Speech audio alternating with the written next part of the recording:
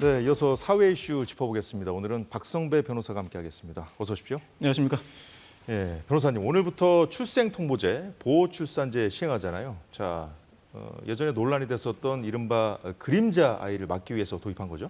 지난해 6월에 수원 영아 시신 사건이 세상에 드러났는데 이 30대 친모가 2018년, 2019년 병원에서 각 여아와 남아를 출산했음에도 불구하고 자택 등지에서 살해하고 그 시신을 냉장고에 보관한 사건이었습니다. 근본적으로 병원에서 출산했음에도 불구하고 출생 신고를 하지 않아 국가가 보호할 수 있는 사전 준비가 되지 않은 상황이었는데 이와 같은 상황을 막기 위해서 오늘부터 출생통보제와 보호출산제를 동시에 시행하게 됐습니다. 예, 만일 부모가 출생 신고를 하지 않더라도 자치단체가 뭐 대신 할 수 있다든가 이런 식으로 좀 바뀌는 건가요? 의료기관이 출생 연월 일시 산모의 이름을 건강보험심사평가원에 통보하면 건강보험심사평가원이 관할 지자체에 이 정보를 다시 통보하는 형태입니다. 이 제도 시행 이후에도 부모는 출산한 아이의 출생 신고를 행할 의무가 있습니다만 일정한 기간 내에도 부모가 출생 신고를 행하지 않을 경우에 이 지자체가 독촉을 하고 그럼에도 불구하고 출생 신고가 이루어지지 않으면 이 지자체가 직권으로 법원 허가를 얻어서 출생 등록을 할 수 있습니다. 그렇군요. 자, 의료기관에서 통보를 해야 되는 거잖아요. 자치단체에서 대신 해주려면. 네네. 그런데 병원 밖에서 출산하는 경우도 있지 않습니까? 이와 같이 사각지대가 있을 수 있습니다. 대다수의 산모가 병원에서 출산을 합니다만 임신과 출산 사실을 밝히기 꺼려하는 산모가 있을 수 있고 의료기관 밖에서 출산해서 유기하는 상황이 발생할 가능성이 여전히 남아 있습니다. 이에 대비해서 보호출산제가 동시에 시행되는데 임산부가 가명 그리고 관리번호, 주민등록번호를 대체하는 번호입니다. 이 관리번호를 토대로 산전 검진과 출생을 할 수 있는 제도가 시행된 것입니다. 다만 이 보호출산제는 최후의 수단이어야 합니다. 이 보호출산제를 통해서 출산한 아동은 입양 등의 절차를 밟게 되는데 이 직접 양육을 권유하기 위해서 이 정부는 전국의 임산부 상담 기관을 운영하고 최소한 7일의 숙려 기간을 진행하기로 했습니다. 그럼에도 불구하고 보호 출산을 원하는 산모의 경우에는 자신의 이름, 연락처, 보호 출산을 결정하기까지의 상황을 적은 문서를 아동권리보좌원에 제출하고 이 문서는 영구 보존하게 됩니다. 보호출산제 이제 오늘부터 도입이 돼서 이제 시행이 될 텐데 지원 내용 중에 혹시 우려하는 점들은 없나요? 우려의 목소리가 나오는 부분은 없어요? 우려하는 부분이 있습니다. 위기 임산부 등 한부모 가족시설 입소 시 중위소득 등을 고려 양육비를 지원하는 제도 등 폭넓은 제도를 마련하고 있습니다만 직접 양육을 하지 않으려는 경향을 벗어낼 수 있을지가 상당히 우려시 됩니다. 이 출산 후에 주거 등 실질적인 지원이 필요한데 영유아의 경우에는 보호자와의 애착 형성이 가장 중요한 만큼 직접 양육을 시행할 수 있도록 임대주택을 지원하거나 직업 연계가 절실히 필요한 사안이라고 할 수 있습니다. 특히 부모의 익명성과 아동의 알 권리가 충돌할 가능성이 상당히 높은데 이 보호출산제가 실시된 경우에 이 아이가 향후 성인으로 성장하거나 법정 대리인의 동의를 받아서 출산 정보 공개 청구를 할 수 있습니다. 그렇지만 그때에도 생모나 생모의 인적 사항은 제외하고 그 정보를 공개하게 되는데 이 프랑스의 익명 출산제와 상당히 유사한 제도라고 할 수 있습니다. 반면에 독일의 실내 출산제는 원칙적으로는 생모 등의 정보를 공개하지 않습니다만 소가 제기될 경우에 법원이 양측의 이해관계를 고려해서 생모 등의 인적 사항을 공개할 수 있도록 하고 있습니다만 우리 정부는 당장 출산을 유도하고 유기 등의 사태를 막기 위해서 보호출산제를 도입한 것입니다. 다음 소식 보겠습니다. 경북 봉화에서 발생했죠. 경로당 농약 사건 큰 충격을 주고 있는데 피해 주민이 한 명 더 늘어났어요? 이 사건은 지난 15일에 피해자 4명이 농약 성분에 중독돼 쓰러진 사건인데 바로 어제 18일에 역시 이 마을 주민인 80대 여성이 농약 중독 증상을 보여 쓰러집니다.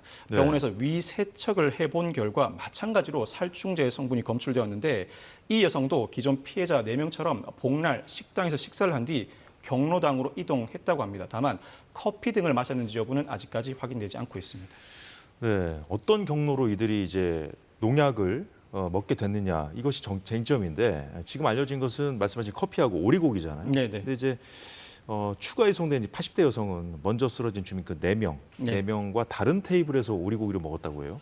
앞서 먼저 농약 중독 증상을 보였던 피해자 4명의 경우에는 뒤늦게 이 식당에 도착해서 마지막에 식사를 하였으므로 식당에서 먹은 오리고기 등 음식에 농약 성분이 포함되어 있을 가능성이 상당히 높다는 분석이 지배적이었습니다. 그런데 이번에 쓰러진 80대 여성의 경우에는 이들 4명과 다른 테이블에서 식사를 해왔었고 당시 피해자 4명이 식사한 테이블에 또 다른 한 명도 있었습니다만 그 한 명은 농약 중독 증상을 보인 바가 없습니다.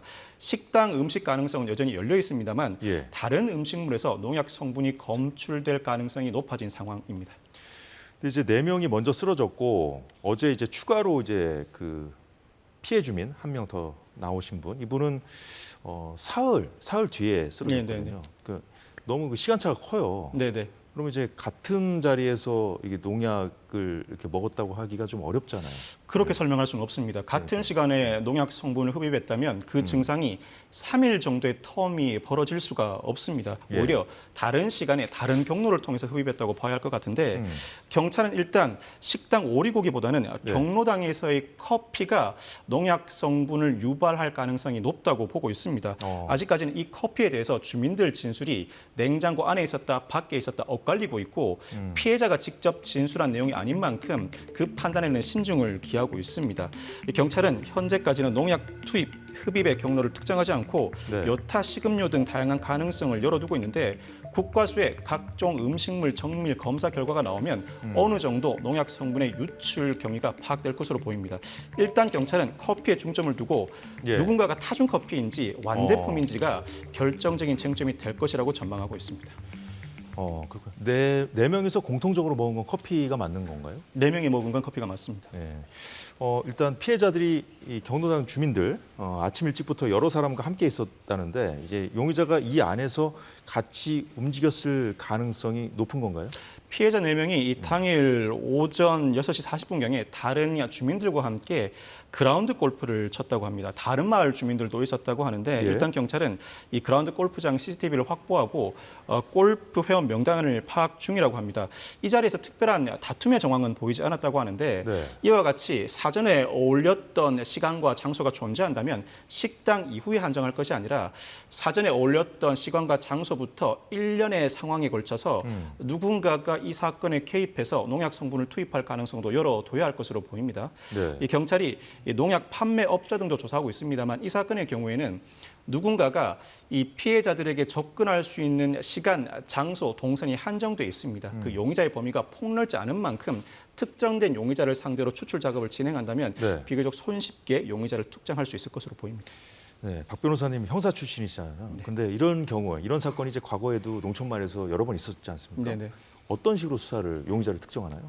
일단 어떤 물질이 사망과 상해를 유발했는지를 특정하고 나아가서 통상은 마을 주민 내부자 또는 그 관련자가 범인인 경우가 상당히 많습니다. 외부자가 이 사건에 연루되었다면 금방 누군가의 눈에 띄기 마련입니다. 그렇지 않다면 내부자일 가능성이 상당히 높아서 내부자 중에서 원한과 갈등 관계에 있는 인물을 특정하기 마련인데 이 원한과 갈등 관계 사실 수사 초기에는 주민들이 말을 아끼면서 진술을 하지 않다가 어느 순간부터 그 진술을 하는 경우가 상당히 많습니다. 특히 이 사건의 경우에 피해자 4명이 어느 정도 호전 증상을 보이고 있는데 무엇보다 피해자가 어떤 갈등 관계에 있었고 이 사건 발생 전후에 구체적인 사실관계를 가장 정확하게 진술할 수 있는 만큼 국과수 감정 결과 외에도 피해자의 진술이 나오는 순간 용의자에는 더 가까이 다가갈 수 있습니다.